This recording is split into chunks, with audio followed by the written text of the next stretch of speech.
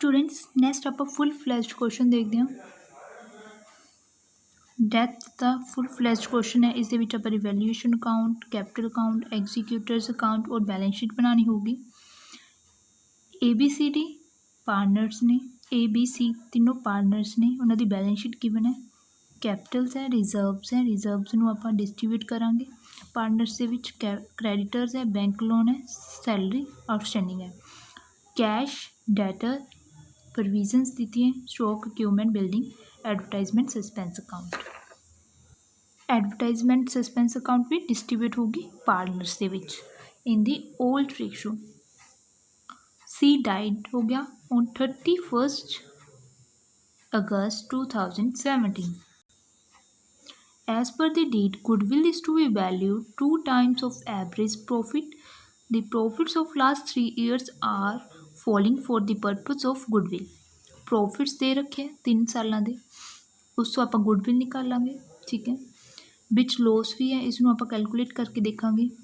पहला 16-17 का प्रॉफिट दिता after loss on sale of building. यह अपना एबनॉर्मल लॉस है, इसलिए ऐड कर देंगे 30,000 के 10,000 ऐड हो जाएंगे। उस तो बाद लॉस है, लॉस का वैसे भी लैस होएगा। प्रॉफिट है after profit on sale of plant 3,000। ये की है एबनॉर्मल गेन है, सो इसनों लैस कर देंगे। फिर तिना की एवरेज करांगे। एवरेज करन तो बाद गुडविल निकालने लिए 2 दे नाल मल्टीप्लाई करांगे, क्योंकि 2 टाइम्स दे रखे हैं, सो 2 नाल मल्टीप्लाई कर देंगे। फिर अपनी गुडविल भी निकल जू। पहला अपना एवरेज प्रॉफिट निकल जू। एवरेज प्रॉफिट दे विच आपां शेयर देखांगे, फिर गुडविल निकाल लांगे। जो एवरेज प्रॉफिट होगा उसनूं 2 नाल मल्टीप्लाई करके गुडविल आ जाओ। फिर गुडविल दे विच शेयर देखांगे जो पार्टनर दी डैथ हुई है, जिस पार्टनर की डैथ हुई है, सी का शेयर देखांगे। ठीक है। Debtors are valued at 26,000। Debtors 26,000 के रह गए, 28,000 के है, हुण 26,000 के रह गए। इट मीनस 2,000 के घट गए। ठीक है, इसनों आप रिवैल्यूएशन अकाउंट की डैबिट साइड रिकॉर्ड करांगे। स्टॉक 11,000 का हो गया, 12,000 का सी 11,000 का हो गया, मतलब 1,000 के नाल घट गया। उस तो बाद C was paid 10,000 immediately. C नूं 10,000 तो पे करते immediately. The balance was paid after 6 month. जो बैलेंस रह गया ये तो कैश हो जाऊगा। ठीक है, कैपिटल अकाउंट दे विच, सॉरी एग्जीक्यूटर अकाउंट दे विच आपां पे कर देंगे।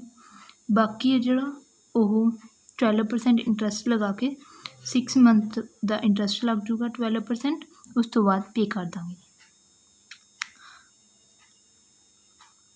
चलो सम कैलकुलेट करते हैं। Revaluation account, capital account, executors account और बैलेंस शीट बनाइए।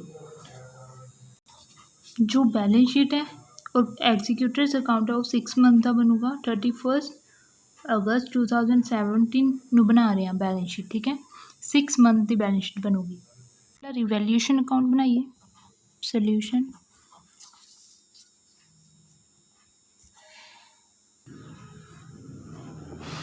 Revaluation account,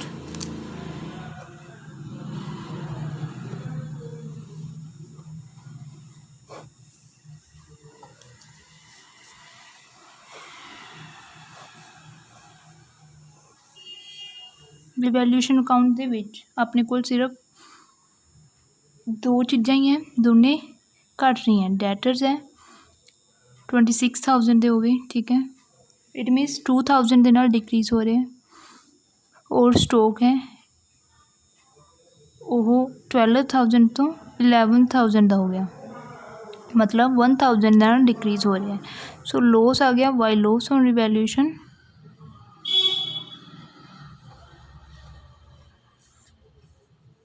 3,000।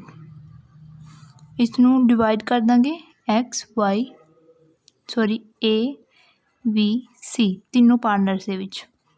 तीनों इक्वल पार्टनर ने, सो 1,000 1,000 1,000 आऊगा। बंद कर दो अकाउंट नूं। ये सी अपना रिवैल्यूएशन। उस तो बाद अपना बनता हुंदा है पार्टनर्स कैपिटल अकाउंट।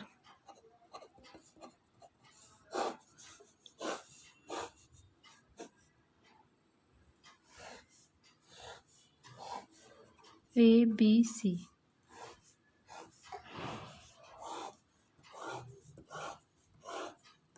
ABC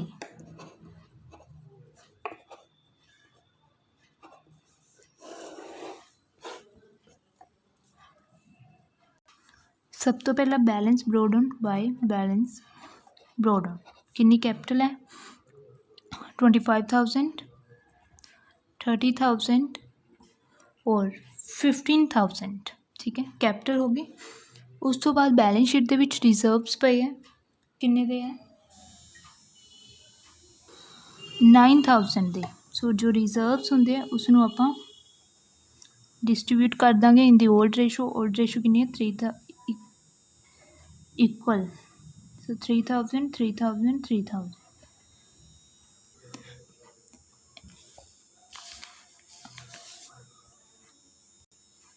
उस तो बाद लॉस पे है रिवैल्यूएशन लॉस उसनों डिवाइड कर दिए 1,000 1,000 1,000 ठीक है। एक स्टूडेंट बैलेंस शीट दे विच देखो एडवरटाइजमेंट सस्पेंस अकाउंट पे है ये भी लॉस हुंदा है। सो ये डेबिट साइड आएगा पार्टनर्स कैपिटल अकाउंट दे विच इसनों आपां ख़त्म करना है 6,000 है। सो 2,000 2,000 आ जाएगा तीनों पार्टनर्स दे विच इनदी इक्वल रेशो ठीक है। ये तो अपने कोल हैगियां सी हुण आपां ने स्टूडेंट्स कुछ निकालना भी है गुडविल दा विच शेयर निकालना है बाई दा ठीक है सॉरी बाइक हैगी जो पार्टनर डाइट हो रहा है सी दा प्रॉफिट्स दे विच निकालना है उस दे लिए आपां वर्किंग नोट बनावांगे।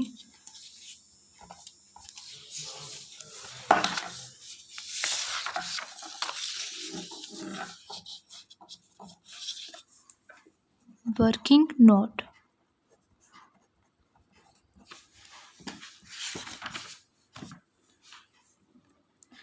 देखो प्रॉफिट्स गिवन है अपने कोल 2016-17 2015-16 2014-15 प्रॉफिट सी 30,000 विच 10,000 प्लस हो जाएंगे जो लॉस होया सी सेल ऑफ बिल्डिंग 10,000 क्योंकि वो एबनॉर्मल लॉस सी इसलिए प्लस हो जाएंगे। जो 15-16 का लॉस है अपने को 9,000 इसनों आप ब्रैकेट दे विच रख दिंदे हैं ब्रैकेट का मतलब कि है आप माइनस करने हैं। 2014-15 दे विच 20,000 का प्रॉफिट सीगा उस दे विचों 3,000 द एबनॉर्मल प्रॉफिट ऐड सीगा उसनों आप लैस कर देंगे 3,000 ठीक है। हुण देखो अपने को की आ गया 40,000 और 17,000 इधर आ गया 40,000 माइनस 9,000 प्लस 17,000 एवरेज प्रॉफिट अपना है डिवाइड बाय 3 अपने को आजू 16,000 इस दे विचों सी का शेयर करांगे सी पार्टनर है जो उसकी डेथ होगी उसका शेयर निकालांगे 16,000 इंटू 5/12 क्योंकि उसने 5 मंथ काम किया है इंटू 1/3 एक ही है सीधा शेयर है 5/12 क्यों किया आप पहला मंथ निकाल देंगे जिन्ने मंथ किया काम अप्रैल तो लैके उसने अगस्त तक काम किया है किन्ने हो गए महीने 5 मंथ्स ठीक है। अगे पहले आप अलग अलग निकालते सी पहले आप 5 मंथ का प्रॉफिट निकाल के फिर करते सी गल इक्को ही है मैंने इकट्ठा करता अपने को आ जाऊगा प्रॉफिट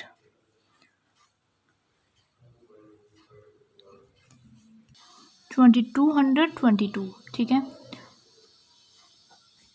ये आ गया प्रॉफिट जिस सी का share C share of profit.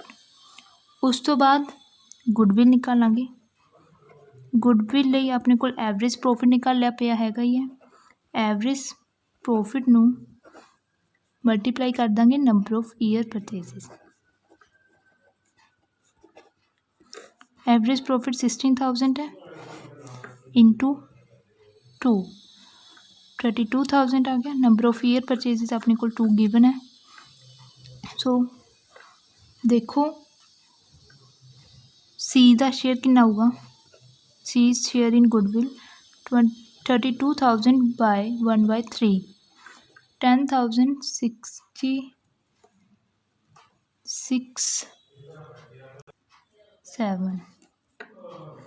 10,667 ये आ गया अपने को सी का शेयर इन गुडविल। हुण जर्नल एंट्री पावांगे गेनिंग पार्टनर्स टू डिकीज पार्टनर। गेनिंग पार्टनर्स किहड़े होणगे, ए और बी, क्योंकि आपां नूं कोई भी रेशो नहीं गिवन इसलिए आपां इक्वल लैके चलांगे। टू सीज कैपिटल काउंट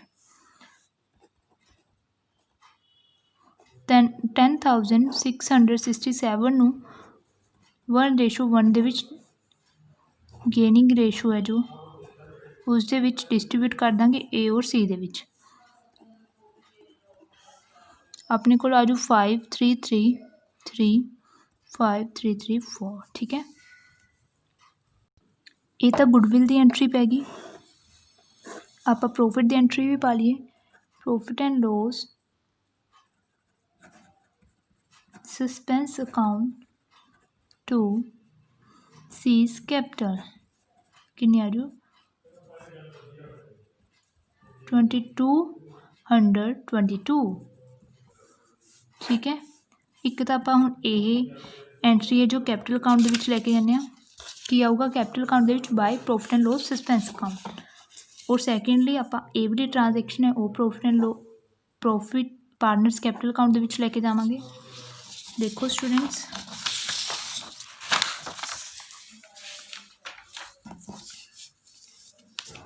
पहला पावांगे by profit and loss suspense account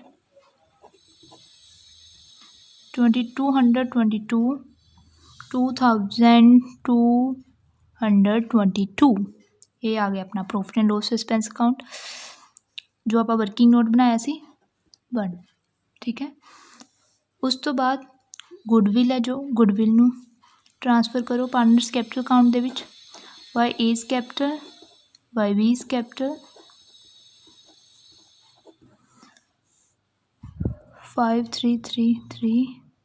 5334 to C's capital A दे कैपिटल अकाउंट दे विच आ जू 5334 ठीक है।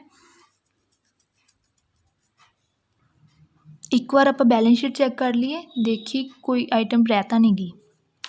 देखो स्टूडेंट्स लाइबिलिटी साइड तो आप डिस्ट्रीब्यूट करते रिजर्व्स, हुण एसेट साइड अपनी गुडविल होर अपीयर हो रही है। जो बैलेंस शीट के गुडविल अपीयर होवे उसनूं आपां खत्म करना हुंदा है, सो आपां भुल गए सी लेकिन आपां हुण पा दिंदे आ।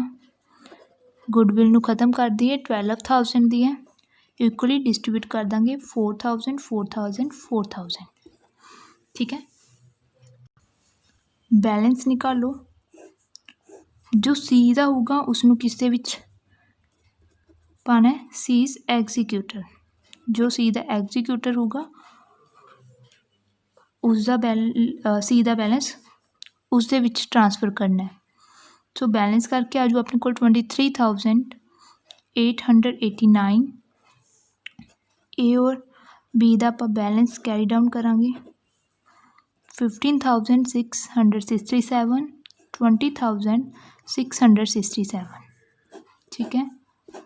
इसनूं टोटल कर लियो। यही आप हुण एग्जीक्यूटर्स अकाउंट बनावांगे, सी का जो एग्जीक्यूटर है उसका अकाउंट बनावांगे, उसके अकाउंट दे विच इसनूं लैके जावांगे ठीक है। ये भी जिस तरीके नाल आपां रिटायरमेंट दे विच लोन अकाउंट पांदे सी ठीक है, उसी तरीके नाल ही है, बस इत्थे एग्जीक्यूटर का अकाउंट ओपन हो जू। ये भी फर्म के लिए ये भी एक लोन ही है ठीक है, एक लाइबिलिटी ही है, लाइबिलिटी क्रिएट होगी। हुण आपां सी का एग्जीक्यूटर्स अकाउंट बनाने उत्थे आपां एडजस्टमेंट्स करते हैं जो आपां नूं दित्ती है इंटरस्ट दी ठीक है। C's executor account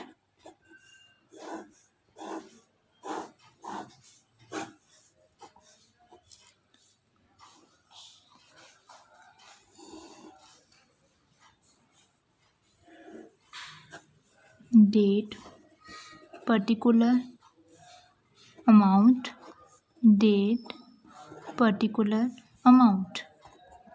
So 31st August 2017 ਨੂੰ ਕਿੰਨੀ ਕੈਪੀਟਲ ਬਣਦੀ ਸੀ ਸੀ ਦੀ, ਸੀ ਦੇ ਕੈਪੀਟਲ ਅਕਾਊਂਟ ਦੇ ਵਿੱਚ ਕਿੰਨੇ ਆਉਣੇ ਚਾਹੀਦੇ ਸੀ ਬਾਏ ਸੀਜ਼ ਕੈਪੀਟਲ, ਕਿੰਨੀ ਕੈਪੀਟਲ ਬਣਦੀ ਹੈ 23,889, ਠੀਕ ਹੈ, ਜੋ ਐਗਜ਼ੀਕਿਊਟਰ ਨੂੰ ਮਿਲਣੇ ਹੈ ਸੀ ਦੇ ਜੋ ਬਣਦੇ ਆ ਰੁਪਏ ਜੋ ਐਗਜ਼ੀਕਿਊਟਰ ਨੂੰ ਮਿਲਣਗੇ। ਇਮੀਡੀਏਟਲੀ ਇਹਨਾਂ ਨੇ ਲਾਈਨ ਲਿਖੀ ਵੀ ਹੈ ਸੀ ਤਾਂ ਇਮੀਡੀਏਟਲੀ 10,000 ਪੇ ਕਰਤਾ, ਸੋ ਟੂ ਕੈਸ਼ ਕਰ ਦਾਂਗੇ ਆਪਾਂ 31 ਅਗਸਤ 2017 ਨੂੰ ਕੈਸ਼ ਕਿੰਨਾ ਕਰਤਾ 10,000, ਠੀਕ ਹੈ। ਫਿਰ ਇਹਨਾਂ ਨੇ ਕੀ ਲਾਈਨ ਲਿਖੀ ਹੈ ਜੋ ਬੈਲੈਂਸ ਰਹਿ ਗਿਆ, ਜੋ 23,889 ਦੇ ਵਿੱਚੋਂ 10,000 ਲੈਸ ਕਰਦੇ ਆਪਣੇ ਕੋਲ ਆ ਜੋ 13,889 ਰੁਪੀਸ ਜੋ ਰਹਿ ਗਏ ਉਹ ਕਦੋਂ ਪੇ ਕੀਤੇ ਆਫਟਰ ਦੀ 6 ਮੰਥ, ਇੰਟਰਸਟ ਵੀ ਪੇ ਕੀਤਾ ਨਾਲ 12%। ਸੋ 6 ਮੰਥ ਬਾਅਦ ਡੇਟ ਕੀ ਆਊਗੀ 28 ਫਰਵਰੀ 2018, ਦੇਖੋ ਸਤੰਬਰ, ਅਕਤੂਬਰ, ਨਵੰਬਰ, ਦਸੰਬਰ, ਜਨਵਰੀ, ਫਰਵਰੀ, 6 ਮੰਥਸ ਹੋ ਗਏ। ਹੁਣ 6 ਮੰਥ ਆਪਾਂ ਕੈਲਕੂਲੇਟ ਕਰਨਾ ਇੰਟਰਸਟ, ਵਾਈ ਇੰਟਰਸਟ ਕਿੰਨੀ ਅਮਾਊਂਟ 'ਤੇ ਹੋਊਗਾ 23,889 ਦੇ ਵਿੱਚੋਂ 10,000 ਲੈਸ ਕਰ ਦਾਂਗੇ, ਕਿੰਨਾ ਜੋ 13,889। ਇਸ 'ਤੇ ਇੰਟਰਸਟ ਕਰਨਾ 12% ਕੈਲਕੂਲੇਟ ਕਿੰਨੇ ਮੰਥਸ ਆ 6 ਮੰਥ ਦਾ, ਆਪਣੇ ਕੋਲ ਅਮਾਊਂਟ ਆ ਜੋ 833। ਸੋ 28 ਤਰੀਕ ਨੂੰ ਫਰਵਰੀ ਦੇ ਵਿੱਚ 2018 ਨੂੰ ਕੈਸ਼ ਪੇ ਕਿੰਨਾ ਕਰਤਾ 13,889 ਪਲੱਸ 833, ਟੋਟਲ ਅਮਾਊਂਟ ਕਿੰਨੀ ਹੋਗੀ 14,722 ਰੁਪੀਸ ਪੇ ਕਰਤੇ।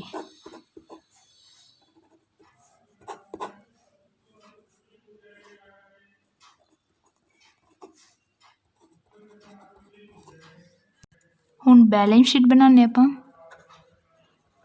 बैलेंस शीट एज ऑन 31 अगस्त 2017, ठीक है।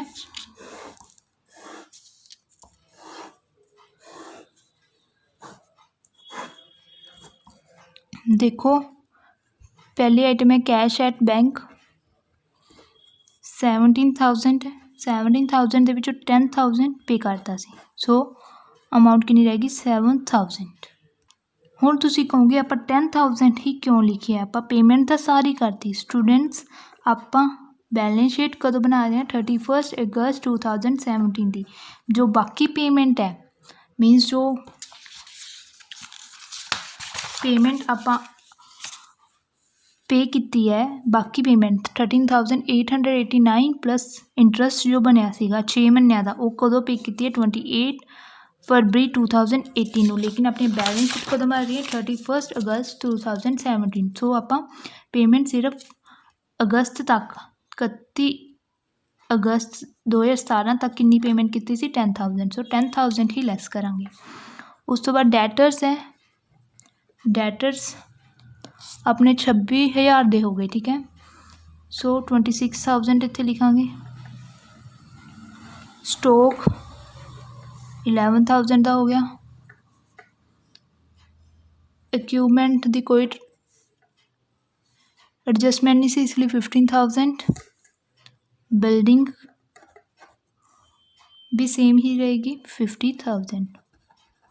एक आप profit and loss suspense account लिखांगे, एसेट साइड के उत्ते लिखते होंगे, ठीक है। वो किन्ना 2,222 हूँ लाइबिलिटी साइड आ जाओ, कैपिटल ए और बी दी जिन्नी आप कैपिटल अकाउंट के करके आए 15,667, 20,666।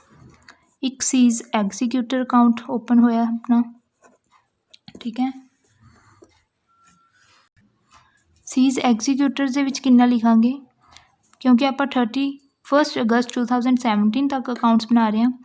दैन ਆਪਣੇ ਕੋਲ ਟੋਟਲ ਕਿੰਨਾ ਬਣਦਾ ਸੀਗਾ, ਐਗਜ਼ੀਕਿਊਟਰ ਨੂੰ ਕਿੰਨਾ ਦੇਣਾ ਬਣਦਾ ਸੀ 23,889, 10,000 ਨਾਲ ਦੀ ਨਾਲ ਪੇ ਕਰਤਾ। ਹੁਣ ਕਿੰਨਾ ਅਕਾਊਂਟ ਦੇ ਵਿੱਚ ਰਹਿ ਗਿਆ ਜੋ ਐਗਜ਼ੀਕਿਊਟਰ ਨੂੰ ਦੇਣਾ 13,889 ਰੁਪੀਜ਼। ਕ੍ਰੈਡੀਟਰਸ ਦੇਖੋ, ਕ੍ਰੈਡੀਟਰਸ 21,000 ਤੇ ਹੀ ਰਹਿਣਗੇ। ਬੈਂਕ ਲੋਨ 30,000 ਔਰ ਸੈਲਰੀ ਡਿਊ 10,000। ਹੁਣ ਇਸ ਦਾ ਟੋਟਲ ਕਰ ਲਓ, ਆਪਣੇ ਕੋਲ ਆ ਜੂ 1,11,222।